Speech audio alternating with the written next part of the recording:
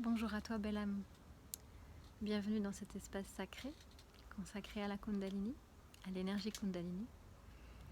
Commençons tout d'abord par définir ce qu'est l'énergie Kundalini. La Kundalini, c'est l'énergie qui réside en chaque être vivant, chaque être humain, chaque plante, chaque animal. Elle est présente du moment de notre naissance jusqu'au moment de notre dernier souffle. Tant qu'il y a de la vie, il y a de la Kundalini. Cette énergie est extrêmement puissante. Et en réalité, elle est très peu utilisée par nous, les êtres humains.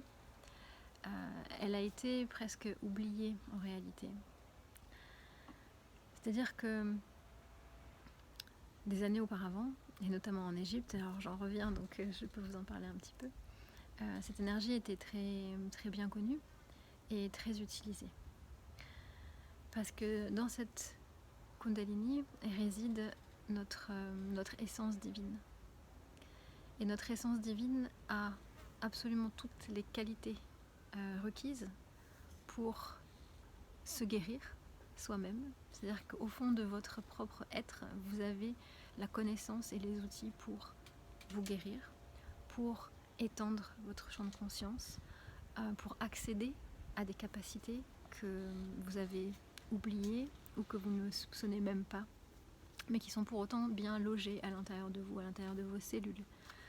Et cette énergie Kundalini, une fois qu'elle est éveillée, elle circule donc dans votre corps et dans vos différentes couches énergétiques de façon très douce et très intelligente, et elle va pouvoir aller réveiller toutes ces capacités qui sont en vous. Donc c'est une énergie qui est très belle et très puissante. Une énergie qui est également partagée par tout être vivant et dans ce sens qui nous relie tous. Nous avons tous cela en commun. Donc cette énergie-là, c'est notre énergie, mais c'est aussi l'énergie de tout ce qui nous entoure. Donc ça nous relie à nous-mêmes, à nos capacités, à nos dons, mais également à l'autre. Nous ne formons qu'une seule et même famille en réalité. Mais ce qui nous intéresse aujourd'hui, c'est vraiment l'activation de votre propre Kundalini. Alors quand je dis qu'elle est très peu utilisée, souvent on dit que le cerveau, on n'en utilise qu'une partie. Par exemple, je crois qu'on dit qu'on fonctionne à 10% de nos capacités du cerveau. Et si jamais on travaille, à ce moment-là il y a un avion qui passe. Quand on travaille avec notre cerveau pour le débloquer, on a de nouvelles capacités qui viennent. Et ben c'est pareil avec l'énergie Kundalini. En réalité, on doit fonctionner peut-être oui, à 10% de ce qu'elle peut nous offrir parce qu'elle est présente. Elle n'est juste pas complètement éveillée. Donc quand on sait qu'on fonctionne à un tout petit minimum, c'est pas étonnant qu'on se sente tout petit dans ce monde.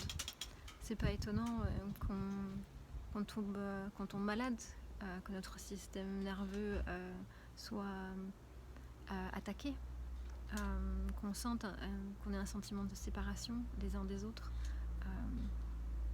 Quand on n'est pas connecté à sa propre énergie, on est en fait donc déconnecté de soi et donc déconnecté de l'autre et du monde et de l'environnement. Et du coup, on a du mal à trouver les ressources en nous pour opérer de façon saine dans ce monde. Bien sûr, il y a des tas de pratiques que moi-même j'ai expérimentées, j'utilise encore aujourd'hui pour opérer dans ce monde de façon très efficace. Mais j'ai vraiment à cœur de partager les activations de Kundalini parce que c'est une manière très douce de travailler sur soi et en travaillant sur soi, de travailler pour les autres également par effet ricochet. Donc à la différence d'autres techniques, parce que vous avez peut-être entendu parler de Kundalini Yoga ou de Breathwork qui permet de réveiller la Kundalini, ces méthodes-là sont très masculines, dans l'énergie masculine, dans le sens où elles vous incitent à avoir une action qui vont vous amener vers un but précis, qui est l'éveil de la Kundalini. Dans les activations de Kundalini, les sessions de transmission d'activation de Kundalini, c'est absolument l'inverse qui vous est demandé. On vous demande au contraire d'être dans un lâcher-prise total, vous n'avez rien à faire. Rien à faire que être. Je répète, vous n'avez rien à faire que être. Ça, c'est quelque chose qui n'a pas été évident pour moi. Donc je peux concevoir qu'on se dise oui, ok. Mais c'est très puissant. La seule chose qui vous est demandée en réalité pendant une activation, c'est être allongé sur un tapis confortable quand même, un tapis de yoga, et de vous laisser porter par cette énergie. Alors, comment ça se passe? On a de la musique, donc on utilise les fréquences énergétiques et vibratoires du son. Je vais également travailler sur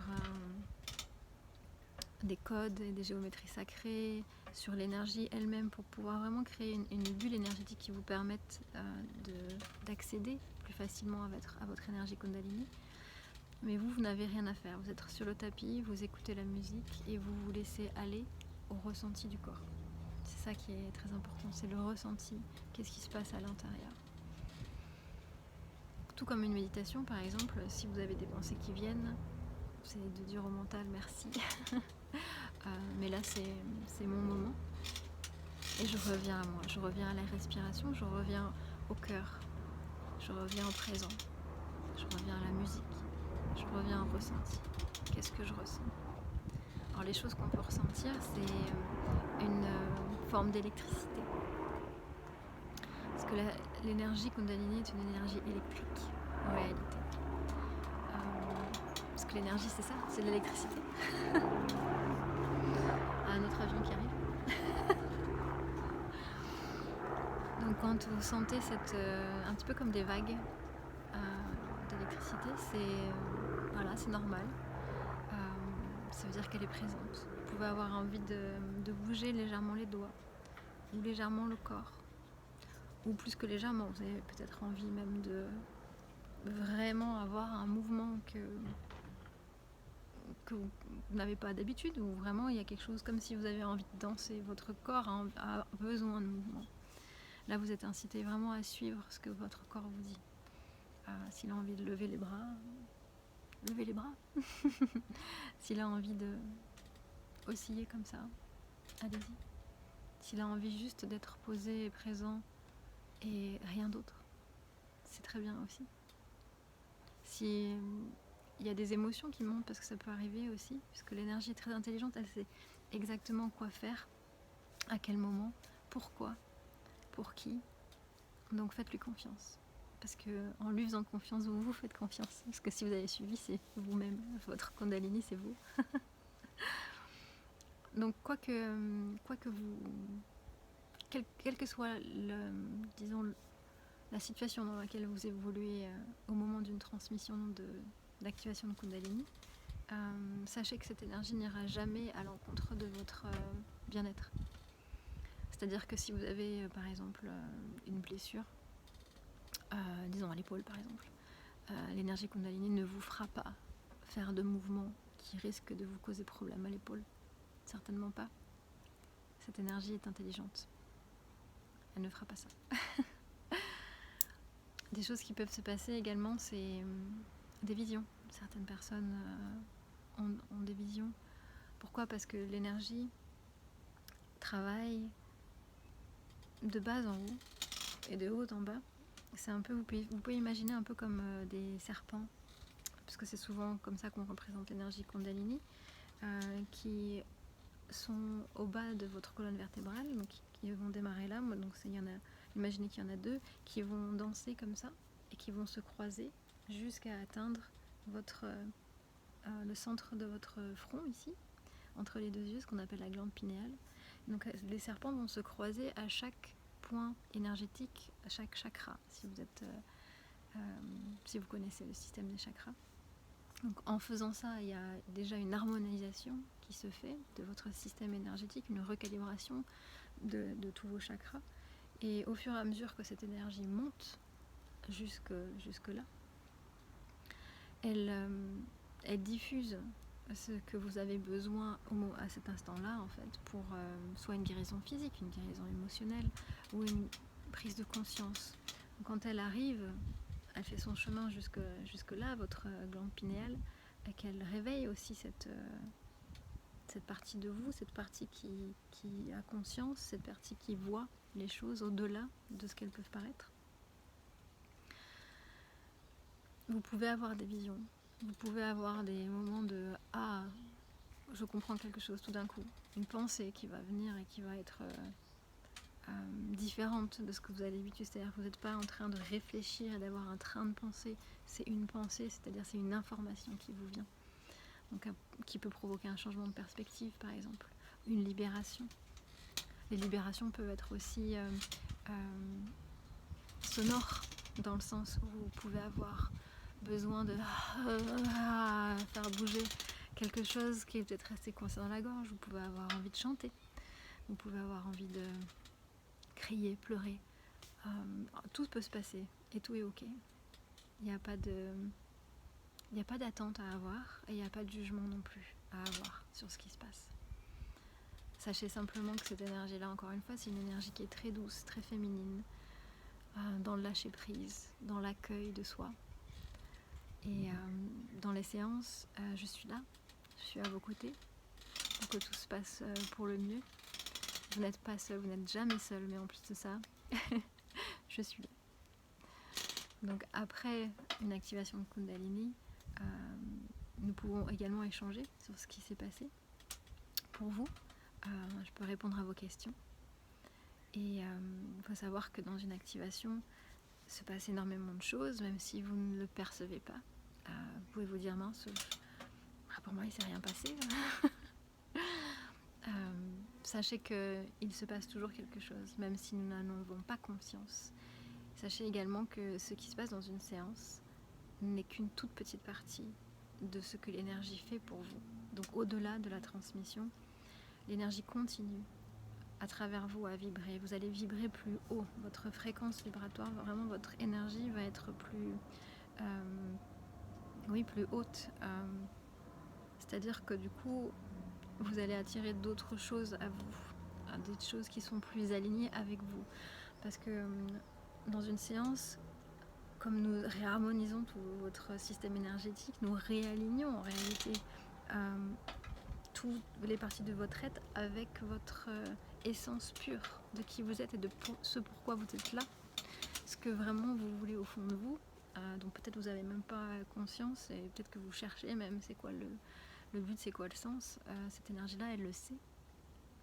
Et quand on lui laisse la place, ça lui permet de s'exprimer et de vous donner la clarté dont vous manquiez peut-être avant.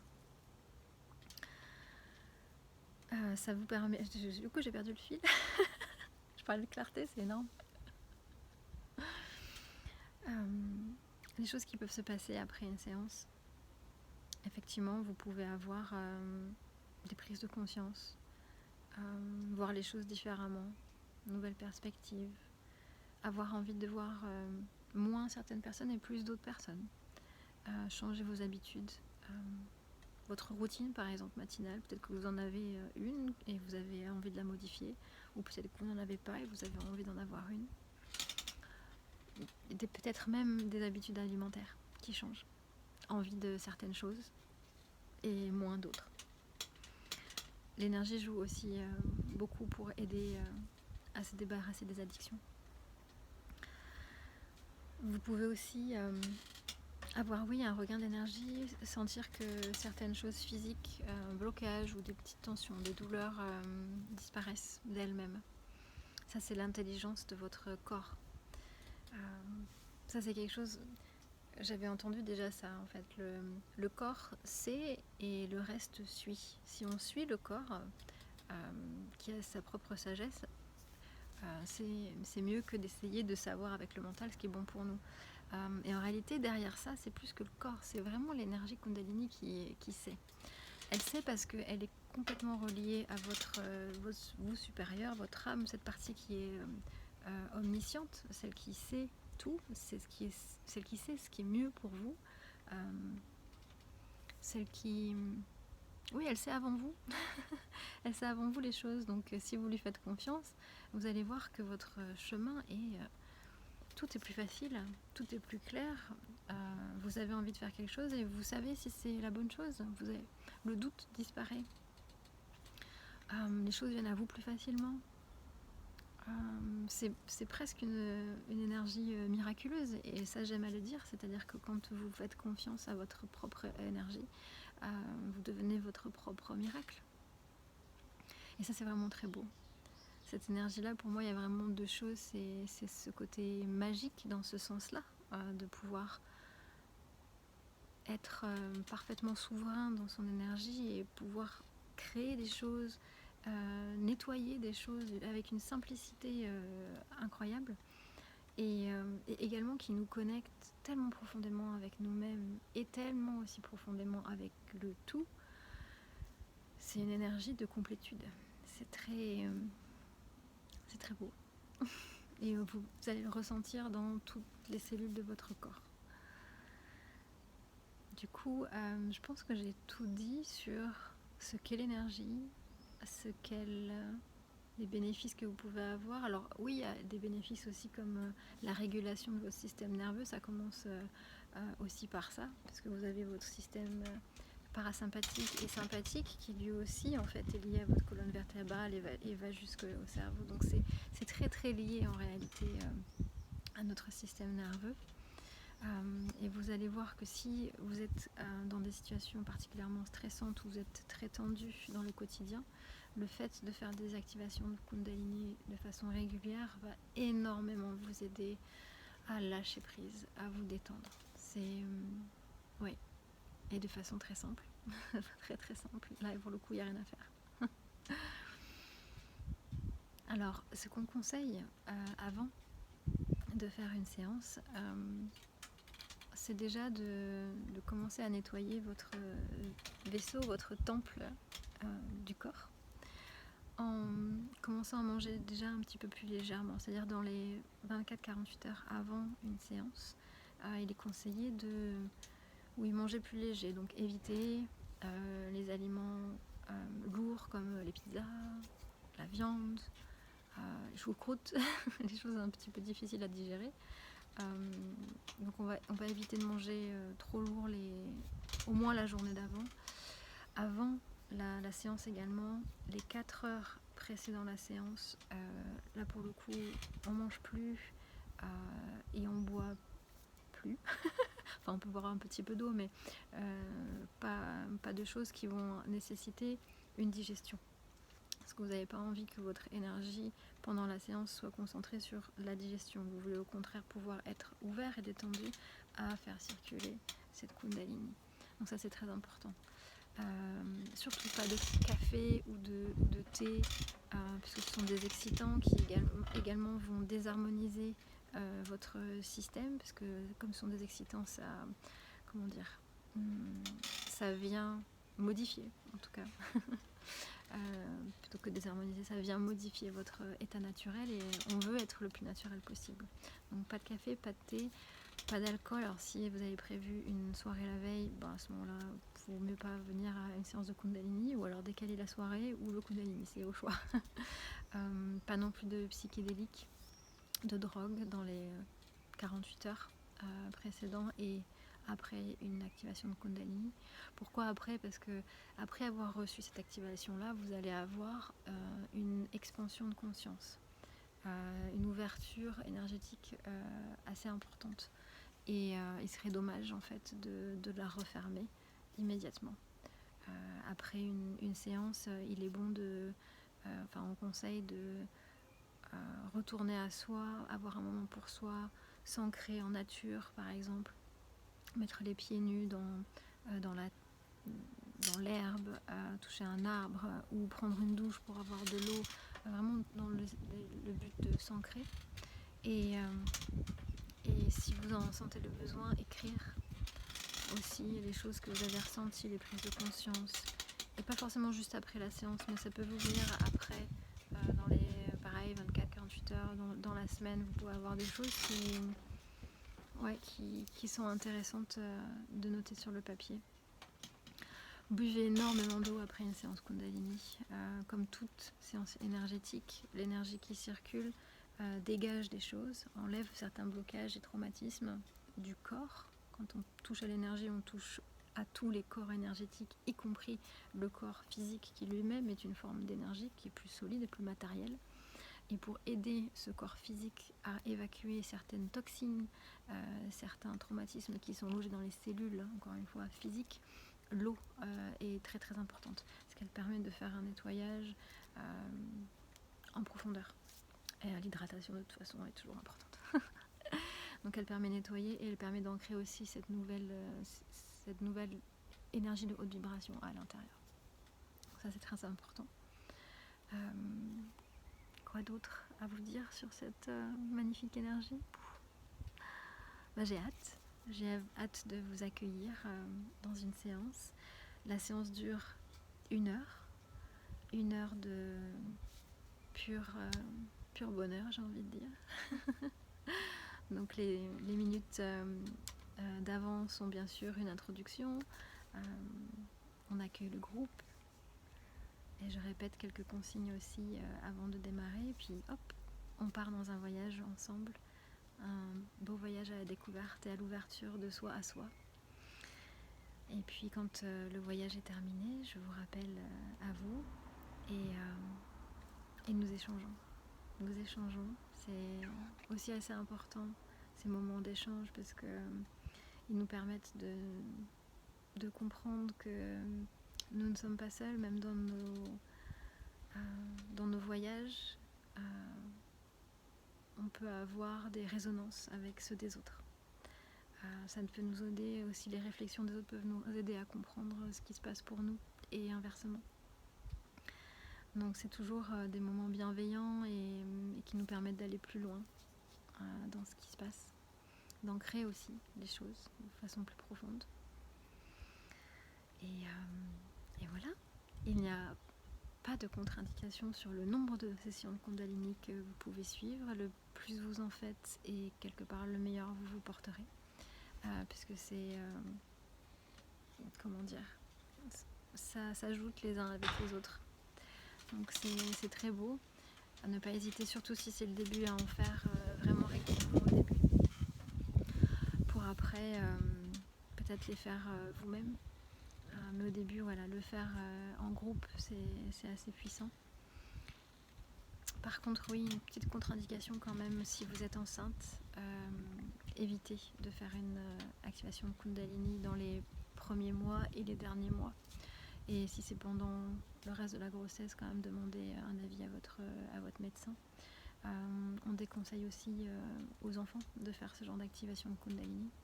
Alors, premièrement parce que leur connexion à leur énergie est très différente de nous les adultes. Ouais, leur système est différent, donc nous conseillons de ne pas amener les enfants dans une activation de Kundalini. Pour l'instant, je pense que j'ai tout dit. Je noterai de toute façon toutes ces informations-là et d'autres sur mon site internet pour que vous puissiez y accéder quand vous voulez. Et si nous faisons ce voyage ensemble, sachez que je suis vraiment très très honorée de vous accompagner sur ce chemin qui, moi, m'a beaucoup touchée, beaucoup émue également, de façon personnelle sur ce que ça a pu m'apporter, mais aussi sur ce que j'ai vu que ça offrait, ça débloquait chez les autres. Donc j'ai vraiment hâte de partager ça avec vous. Je suis très honorée. Merci. À bientôt.